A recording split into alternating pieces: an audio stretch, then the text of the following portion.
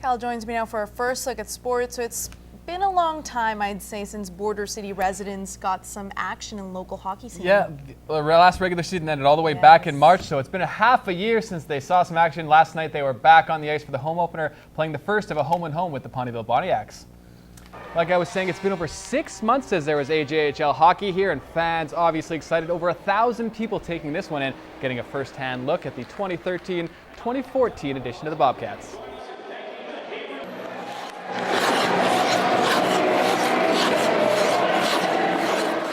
Devin Green's skates are nice and sharp, and so is his play early. The Pontiacs break in 2-on-1, but Green stretches across to make the stop. And then the Cats hit the score sheet first. Spencer Johnstone is Johnny on the spot as he pots the rebound. But the lead doesn't last long. Just 4 minutes later, Bonneville ties it up, and it's some nice passing too. Spencer Fu ends up with a yawning cage. No chance for Green. 1-1. Early second period, keep your eye on US-born Patrick Geary. He said he likes to mix it up in training camp and proves it on opening night, dropping the gloves with Ryan Black. A pretty spirited tilt that we're going to have to give to Geary. Now that seems to give the Cats a little bit of a spark after that. Because just a few minutes later on the power play, Tyler Coons gets the puck and just throws it on net. Somehow it goes in. Lloydminster back out in front. But Bonneville gets that one back. Sean Mostrom is going to let a weak one go. That fools Green. He's not going to be happy with that one. 2s all around. Then the Pontiacs take their first lead of the game before the second is out. Mad scramble in front. The puck ends up at the point to Ryan Black, who wires the low shot home. It's 3-2 visitors after 40. Third period, more from the Ponts. Luke Mahura is going to intercept the pass and head the other way on the partial break. Green's going to get a piece of this one, but not enough as it finds mesh. That one makes it 4-2, which is the final. The Bobcats had a very strong third period, outshooting the Ponts 15-4, 33-21 overall, but they couldn't get some timely goals when they needed them. With more on last night's contest, here is Matt Schulant. It was a seesaw battle last night for the Bobcats' home opener. After both teams alternated goals, the Pontiacs would jump out in front courtesy of a Ryan Black 5-on-3 power play marker, and later in the third, Luke Mahura would add some insurance as the Ponts double up on the Bobcats by a score of 4-2. I thought in the second period we played very well, and in the first period we limited them to shots. We played in the defensive zone, did exactly what we wanted to do. And then we started to ease up a little bit, and I don't think we had that consistency in the third period. I thought they were grittier and greasier than we were, and that's the difference in a hockey game. We had a couple penalties we shouldn't have took, couple just plays that shouldn't have been made.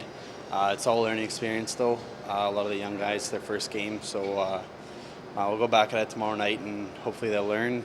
All of us will learn and bat a little harder and hopefully get the win. The power play seemed to be the Cats' Achilles heel, going 1 for 8 with the man advantage. Ben Harry says it has to get better moving on if the team wants to start winning games.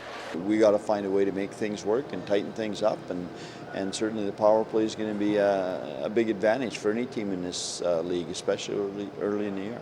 The Border City bunch won't have to wait long to seek their revenge as they play the back half of their home-and-home against the Ponts tonight, saying it's important to have a short memory and get back to the task at hand. We lost 2 points here tonight that they took out of our barn that we dearly needed this early in the season, and we got to go back and get that one tomorrow. And I mean, if somebody told us at the start of the year you could win 1 out of 2 against Bonneville, home and home, we would take that and hopefully learn from that and get better and capitalize after. We can't lose 2 in a row. We can't gotta come out with a 1-1 record after tomorrow, and we can't gotta get on a positive note and a hot streak this year. Like, just can't lose. Puck drop for tonight's game is at 7 o'clock.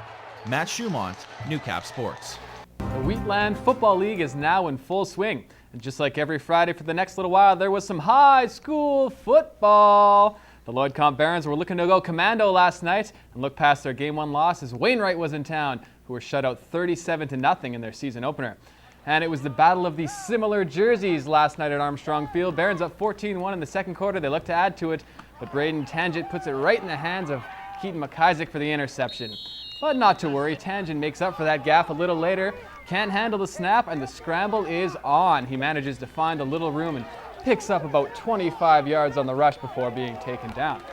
Now that nice run sets up this.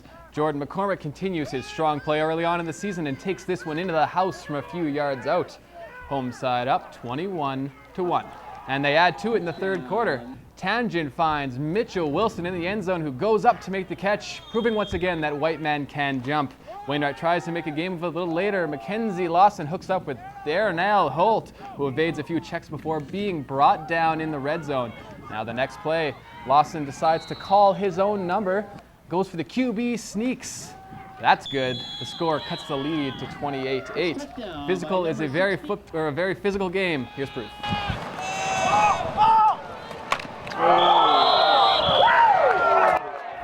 Kaiser gets flattened by Tyrell Gingell, but he'd be okay. The Barons' defense was rock solid the rest of the way, not giving the Commandos anything to work with. They take this one 28-10 for their first win of the year, and it's butt slap time for everyone.